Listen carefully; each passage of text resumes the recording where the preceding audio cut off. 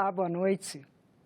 O presidente do Senado, Davi Alcolumbre, disse que devem ser retiradas da PEC principal da Previdência emendas acatadas pelo relator, senador Tasso Gereissati, e aprovadas pela Comissão de Constituição e Justiça, que podem gerar dúvidas se representariam alteração de mérito, o que provocaria o retorno do texto à Câmara dos Deputados. Uma das emendas assegura a autonomia dos estados, do Distrito Federal e dos municípios quanto à instituição de contribuição extraordinária em caso de déficit atuarial. A outra acrescentou os trabalhadores informais entre os trabalhadores de baixa renda com direito ao sistema especial de previdência. O que o senador Tasso com a senadora Simone me informaram ontem, eles vão tirar e colocar na PEC paralela. Já está tomada a decisão. Para proteção, eu acho que é razoável. Davi Alcolumbre comentou ainda os prazos de tramitação da PEC paralela da Previdência. A gente vai separar, pelo acordo construído, entre 10 e 15 dias de diferença de uma para outra na tramitação, porque foi o acordo, desmembrar e votar primeiro a PEC 06. Eu conversei com alguns senadores ontem e eles estavam pensando em suprimir aquele tempo em relação à celeridade que a gente deu da 133. Mas eu expliquei que se a gente perder 15 ou 20 dias em relação a 133, a gente acaba inviabilizando encaminhar ela para a Câmara ainda esse ano e tentar com que a Câmara, nas 40 sessões, possa analisar em plenário, porque são 40 sessões pelo regimento da Câmara, que é mais complexo um pouco que o do Senado, mas pode marcar sessão de manhã e de tarde. Então, acaba acelerando esse prazo. Então, se perder 15 ou 20 dias nessa diferença, pode ser que a gente não consiga o nosso intuito, que é fazer essa matéria ser deliberada ainda esse ano na Câmara. Extintores de incêndio podem voltar a ser itens obrigatórios nos carros de passeio. A Comissão de Transparência, Governança e Direito do Consumidor debateu um projeto de lei que reverte uma resolução do Conselho Nacional de Trânsito. Em 2015, o Conselho Nacional de Trânsito revogou a obrigatoriedade do extintor de incêndio nos veículos de passeio. Com a evolução da indústria automobilística, os itens de segurança dos carros mais modernos, como o corte automático do combustível em caso de colisão e materiais mais resistentes ao fogo, dispensariam a presença do equipamento. Mas em 2017, um projeto de lei da Câmara colocou de novo como obrigatório o extintor com carga de pó classe A, B, C a bordo dos automóveis. Os incêndios são classificados conforme os materiais envolvidos. Letra A, sólidos que apresentam combustão em profundidade e superfície. B, líquidos e gases inflamáveis que queimam em superfície. C, equipamentos energizados. Eu achei um retrocesso quando retiraram. Você se evita muitos acidentes piores por falta de extintor. O extintor, no princípio de incêndio, ele faz toda a diferença. O Brasil tem cerca de 70 milhões de automóveis em circulação. Segundo a Anfávia, de janeiro a agosto deste ano, 2 milhões de carros de passeio saíram das fábricas para as ruas. Se é importante garantir mais e mais segurança para motoristas e passageiros, esses números dão uma ideia dos valores envolvidos caso o projeto seja aprovado. Em audiência pública na comissão que trata da defesa do consumidor, representantes das montadoras, do Corpo de Bombeiros, da Polícia Rodoviária Federal e fabricantes dos equipamentos debateram a obrigatoriedade do extintor. Já é exigência legal que os condutores nas autoescolas aprendam a usar o extintor de incêndio. Aqui nós temos todos os estudos que foram feitos, os pareceres técnicos, Polícia Rodoviária Federal, IPT, demais autoridades, que fizeram as reuniões e os estudos para se era necessário ou não o extintor. E todos eles demonstram que é necessário. O extintor de incêndio, assim como todos os demais itens de segurança passivo, ele tem por objetivo minimizar ou eliminar o dano decorrente do acidente. Trazer para a lei é não considerar o princípio da proporcionalidade, o princípio da razoabilidade. É privar o consumidor do direito de escolha de qual é a melhor forma de proteger o seu patrimônio. As indústrias automobilísticas cobram por um espelho a mais no carro. Elas cobram por um suporte de mão de dentro de um carro. Algumas fabricam o carro sem isso. Quanto custa um extintor? 30 reais, 40 reais, 50 reais? 20 reais por ano. Por ano? Por ano, 20 reais por ano. Com uma validade de não sei quanto tempo? Eu não sei onde é que isso onera e onde é que nós não podemos dar essa oportunidade de segurança à nossa gente. Vice-presidente da comissão e relator do projeto, o senador Rodrigo Pacheco adiantou que nos próximos dias vai elaborar o parecer sobre a matéria. E foi instalada hoje a Frente Parlamentar em Defesa das Políticas Públicas de Juventude. A frente vai ser composta por 80 parlamentares. O presidente será o senador Irajá. O grupo pretende ajudar o jovem a conseguir o primeiro emprego. Na faixa etária de 15 a 29 anos, o desemprego chega a quase o dobro da média geral. Nós vamos estar apresentando também o novo projeto da nova lei do primeiro emprego, que é uma oportunidade que jovens que ainda não têm experiência profissional possam ter a chance de entrar no mercado de trabalho e, claro, que as empresas que os contratarem vão ter incentivos fiscais para que esse jovem possa ter essa grande chance na sua vida de trabalhar, ter a sua dignidade. O presidente do Senado, senador Davi Alcolumbre, também esteve presente no lançamento da frente. Quanto é caro para a juventude brasileira a angústia de ser cobrado por ter experiência, quando busca uma oportunidade, e não ter sido dado para esse jovem a oportunidade dele ter experiência. A diretora-geral do Senado disse que a casa também pretende ajudar os jovens. A partir agora desse segundo semestre, nós estamos abrindo um programa chamado Estágio Visita. É um programa de uma semana aqui no Senado, em que os alunos universitários são inseridos na forma de trabalhar do Senado Federal, no processo legislativo. A estagiária Giovana Alves foi supervisionada pela equipe de jornalismo da TV Senado. A possibilidade de recriação da CPMF divide opiniões no Senado. O presidente Davi Alcolumbre disse que a demissão do secretário da Receita Federal, Marcos Cintra, não atrapalha o diálogo com o governo sobre a reforma tributária. Tanto a Câmara quanto o Senado discutem propostas para mudar as regras tributárias no país. O governo também deve encaminhar uma proposta de reforma ao Congresso. A criação de um novo imposto, nos moldes da extinta CPMF, vem sendo estudada pelo ministro Paulo Guedes como forma de compensar uma redução de tributos sobre a folha de salários. O imposto estava sendo chamado de ITF, Imposto sobre Transações Financeiras.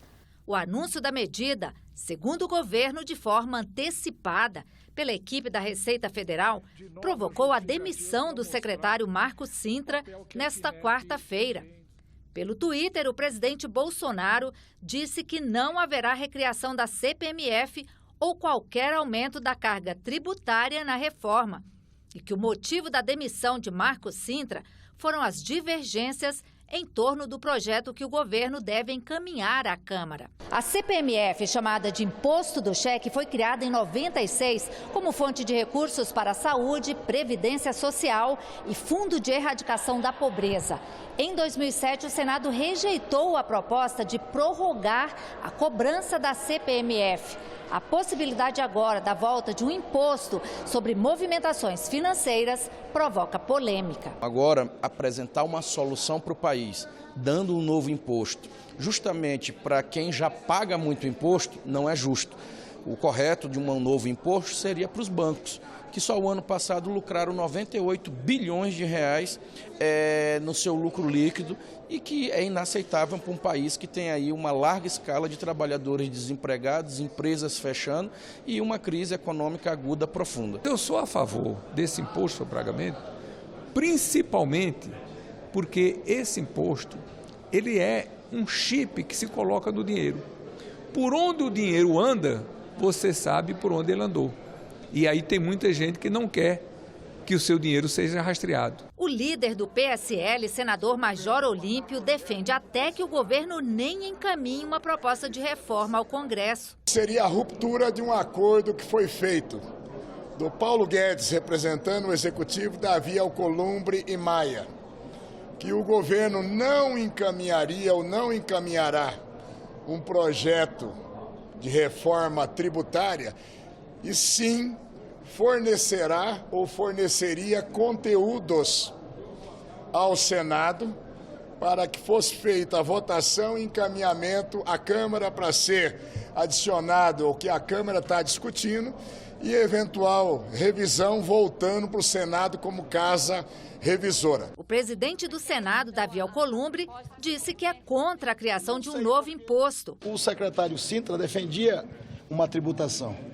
Então a saída dele com certeza vai compactuar com a minha tese, que os brasileiros não aguentam mais pagar impostos. Sobre a demissão do secretário Marcos Sintra, Alcolumbre afirmou que isso não atrapalha o diálogo com o governo sobre a reforma tributária. O Senado continuará aguardando o próximo interlocutor para essa matéria para a gente tratar em comum acordo com o governo e construir um texto de consenso. Você acredita em reforma concluída ainda esse ano? Estamos no Senado, nós estamos trabalhando para isso. E o presidente do Senado, Davi Alcolumbre, recebeu hoje a Frente Nacional de Prefeitos. O presidente da entidade, Jonas Donizete, disse que eles vieram se manifestar contra iniciativas como a criação da CPI dos Tribunais Superiores e pedir a aprovação da PEC paralela da Previdência. Uma primeira posição de apoio a uma situação, nós acreditamos que a fase econômica que o Brasil passa, as pessoas desempregadas, não é momento de ficar guerreando entre poderes. Então o equilíbrio do presidente do Senado, de conduzir o Senado para assuntos importantes para o Brasil, ou seja, não ficar abrindo CPI de lava-toga, impeachment de ministro. O povo brasileiro quer saber de desenvolvimento do país. Então nós trouxemos aqui um apoio dos prefeitos para essa posição equilibrada do presidente do Senado, Davi Alcolumbre. Mas o assunto principal que nós viemos tratar foi o assunto da PEC paralela. Nós saímos aqui muito contentes, porque ele nos orientou no seguinte sentido: vota-se primeiro a PEC da Previdência, né, que foi votada na Câmara, mas 15 dias depois vota a PEC paralela. E essa PEC paralela, ela vai ser da seguinte condição: os governadores vão aprovar por lei ordinária na Assembleia Legislativa a reforma previdenciária e os municípios não precisarão fazer lei. Aquilo que foi aprovado no Estado vai valer para todas as cidades. Isso simplifica demais.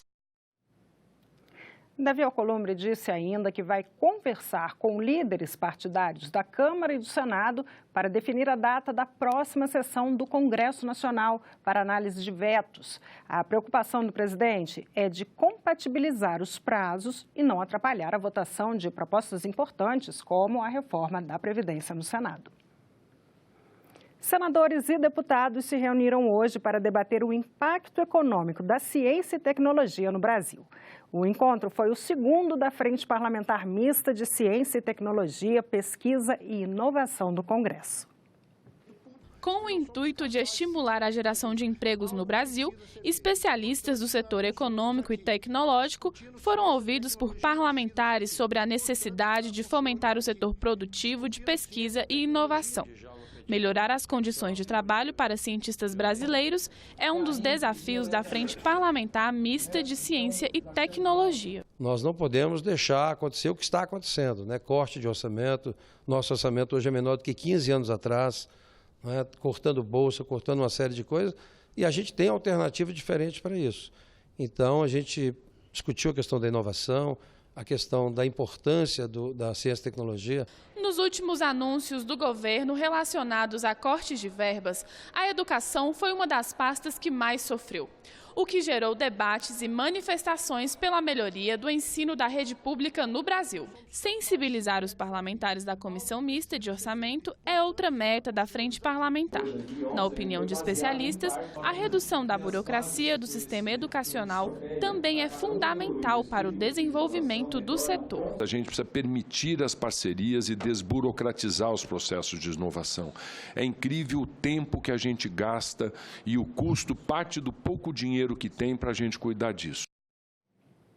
A próxima reunião da Frente Parlamentar vai ser no dia 26 de setembro para tratar sobre a Lei da Informática. A estagiária Marília Sena foi supervisionada pela equipe de jornalismo da TV Senado.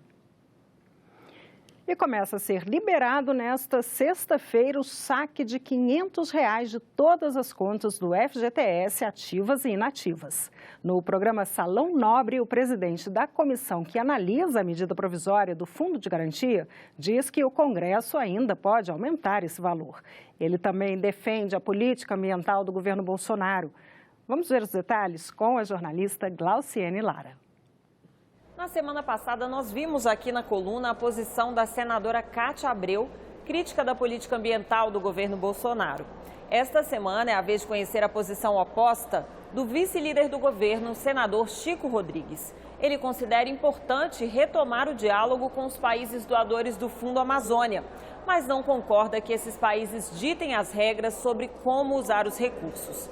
Chico Rodrigues apoia a decisão do governo de contratar empresas privadas para monitorar o desmatamento e comparar com os dados coletados pelo INPE, Instituto Nacional de Pesquisas Espaciais. Esses desmatamentos, no meu entender, eles estão exagerados em relação aos dados. Então, acho que não é justo a pressão que tem sido feita pelas comunidades internacionais em relação a essas questões ambientais brasileiras. Os interesses de qualquer país dos 203 países que compõem hoje o nosso planeta Terra, eles precisam todos de respirar, precisam do ar puro, eles precisam da natureza preservada, etc. Agora, não pode os países que, na verdade, mais devastaram as suas florestas, que venham, na verdade, dar regra de como nós cuidarmos das nossas florestas. Chico Rodrigues também é presidente da comissão da MP do FGTS. A medida já está em vigor e os recursos do fundo começam a ser liberados nesta sexta-feira. O calendário de liberação vai até março do ano que vem. Cada trabalhador pode sacar R$ 500 em data que varia de acordo com o mês do nascimento. Apesar de toda essa programação feita, o senador acredita que o Congresso ainda pode alterar o texto da medida provisória. Já tem mais de 100 emendas que foram apresentadas para que sejam, obviamente, discutidas e aprovadas, e eu tenho certeza que depois desse trabalho que faremos com o recurso do FGTS, o FGTS sairá muito mais participativo. Havia uma expectativa de uma liberação de um valor maior, né? Então o Congresso vai trabalhar para aumentar esse valor? Sim, por mim, nós poderemos ir num teto de segurança, que pode ser 600, 700, 800 reais, o que parece pouco, mas vai beneficiar muito milhares e milhares de trabalhadores brasileiros. A reforma da Previdência mudou as regras das aposentadorias especiais. Uma emenda do senador Jacques Wagner foi acatada e pode suavizar um pouco as mudanças. Ele fala sobre o assunto na nossa entrevista de hoje. Seja bem-vindo, senador. Obrigada pela presença. Obrigado a você pela oportunidade. Senador, a aposentadoria especial da qual estamos falando é aquela destinada a pessoas que trabalham expostas a agentes nocivos, químicos, físicos, biológicos, prejudiciais à saúde. Quem são essas pessoas? Quais são essas categorias profissionais? Olha, eu sou parte dessa categoria, porque minha vida profissional toda eu trabalhei no Polo Petroquímico de Camaçari. E quem trabalha no polo, na área operacional, que é contato constante com os agentes químicos, você falou, na indústria de petróleo também, aqueles que trabalham em mineração, em minas, que também estão expostos à condição especial, aqueles que trabalham em plataforma, então tem um leque... Mergulhadores também, porque são condições onde o nível de risco que você está são muito diferenciados em relação ao trabalhador normal. Nós estamos aqui trabalhando. Podemos sofrer um acidente, mas não estamos expostos constantemente. Eu, por exemplo, trabalhei em indústria petroquímica na Bahia, onde eu trabalhava com o gás cianeto, que era o gás usado na câmara de gás na época nazista. Então, 15, 20 segundos de inalação poderia matar uma pessoa. Então, eu tinha todo um aparato, todo um cuidado especial. Então, em compensação, não que isso pague a vida de quem venha a perder, mas em compensação por uma condição, eu diria, mais dura, mais nociva à saúde, essas pessoas têm aposentadorias especiais que variam, vamos dizer, a contagem. Por exemplo, quando eu trabalhava no Polo Petroquímico, cada ano trabalhado valia 1,4. Ou seja, você acabava se aposentando, ao invés de 35 anos, com 25 anos. Então, era o nome que a gente chamava era de SB 40. Na reforma original que veio, eles fizeram uma escadinha, como se fosse uma espécie de pontuação, e colocaram a idade mínima. Então, praticamente, ninguém poderia chegar à aposentadoria que tem direito. Por quê? Se eu tenho uma aposentadoria especial, que com menos anos eu atinjo essa aposentadoria, se eu coloco essa escadinha e coloco uma idade mínima, o que vai acontecer? Eu não vou ter o direito de usufruir. Eu vou vamos supor que eu comecei a trabalhar com 30 anos, com 25 anos de trabalho no regime de aposentadoria especial, com 55 a minha aposentadoria, tendo completado plenamente aquilo que a lei prevê. Se ele vai colocar que a idade mínima é 65, então a aposentadoria especial praticamente desapareceria. Nesse caso, o relator, o senador Tasso Gereissati, acolheu essa emenda, suprimindo o artigo que falava dessa escadinha, porque, na verdade, ele só trabalhou com supressão ou emenda de redação para não... Para evitar que a proposta volte para a Câmara dos Deputados. Eu acho uma pressa exagerada, mas o governo virou quase uma obsessão e a sua base acompanhou a vontade do governo, porque tinha que resolver esse ano. Então, se a gente modificasse via emenda, até porque a votação só deve terminar na primeira quinzena de outubro, os primeiros 10 dias de outubro, se fosse voltar, provavelmente não ia conseguir votar. Então, ele preferiu só trabalhar com supressiva. O que ele não modificou é que a regra ficou valendo para quem ingressar num trabalho como esse penoso a partir da promulgação da emenda. Então, na verdade, foi um meio pouco mais suave do que a aposentadoria normal. Para quem está hoje, ele, na verdade, manteve a regra que tinha, por essa supressão do artigo. Mas, para quem está ingressando, ela é mais suave sempre, porque ela tem uma contagem diferenciada, mas não é como é no dia de hoje, que se eu completasse, como eu lhe falei, para o caso desse tipo de petroquímica, 25 anos de trabalho direto na petroquímica, os 25 anos corresponderiam aos 35 exigidos numa outra aposentadoria. Aí a regra exata da tal escadinha, não sei dizer como é que vai ficar para os novos, mas como você disse, ela ficou mais suave. Ela manteve para quem está dentro e para quem vai entrar, ela é mais suave do que a aposentadoria normal, mas, na minha opinião, ela ainda penaliza quem trabalha em condições mais danosas. O senador Espiridião Amin fez um discurso bastante contundente em defesa dos mineiros, né? E ele citou que a regulamentação da profissão permite que eles fiquem trabalhando em Minas até uma determinada idade que seria inalcançável. Na regra, eles teriam que ficar desempregados ou mudar de profissão depois, né, pela regulamentação da profissão, para poder se aposentar. Justo, porque se alguém trabalhou numa atividade que ela é danosa à sua saúde, você exigir que ele complemente tempo de contribuição numa outra profissão, na minha opinião, é como se você anulasse o reconhecimento da profissão danosa. E o senador Espiridião Amin tocou num tema que é muito forte. Nós já vimos em filmes ou em reportagens, casos objetivos concretos, de mineiros que, quando tem a implosão de uma mina, ficam trancados. No Chile, eu me lembro que foi quase que uma novela, todo mundo acompanhando, e graças a Deus eles conseguiram retirar com uma tecnologia super moderna. O relator citou, inclusive, no relatório, a tragédia de uma mina de carvão em Santa Catarina, na qual 31 pessoas morreram, né? Então, e diz no relatório que o mineiro não é privilegiado. A condição de mineiro, para mim, é das piores que tem. Porque, em geral, você trabalha a 50, 80, 100, 120 metros de profundidade, com túneis que são cavados, o volume de oxigenação sempre é muito inferior ao que a gente normalmente respira. A qualidade do ar. A qualidade é muito maior, além de que você fica trabalhando à luz de energia o tempo todo. Você não vê a luz do sol. Quando você sai, muitas vezes o dia já passou. Então, é uma condição fora quando tem um acidente como esse, que tomba uma mina e você acaba perdendo vida lá dentro.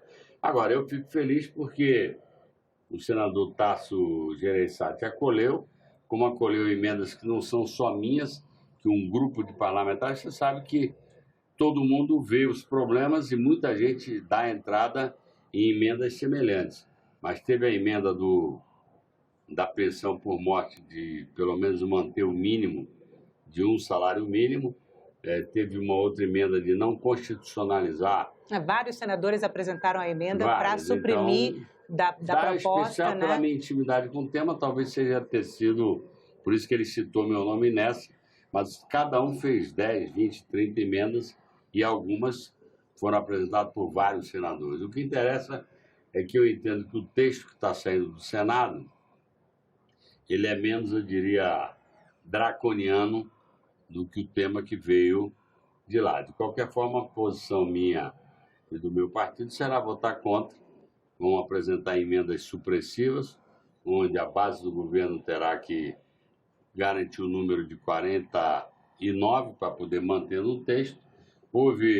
Vão apresentar novas emendas supressivas, destaques no plenário. São destaques supressivos, que é aquele que você tem chance, que o governo tem maioria. Então, se eu apresentar uma emenda comum, quem tem que colocar 49 votos somos nós. É muito difícil que nós não temos esse número.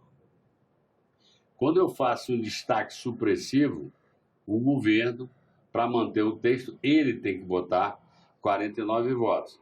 E teve, por exemplo, na CCJ, se não me engano, uma emenda do abono salarial, que praticamente houve empate, 12-12, e a presidente da comissão desempatou. Então, se fosse em plenário, num destaque supressivo, os 12-12 o governo já teria perdido, que ele teria que votar 60%, como exige qualquer PEC. Então, na minha opinião, a gente ainda tem chance de melhorar alguma coisa, e depois vem a inovação da PEC paralela, que o objetivo central dela é incluir estados e municípios, mas que, como sempre, quando apresentam a PEC, vão ter não sei quantas emendas tentando consertar o texto da PEC número 6. Senador, muito obrigada pela entrevista. E nós ficamos por aqui. Você pode rever as reportagens dessa edição na nossa página na internet, senado.leg.br/tv.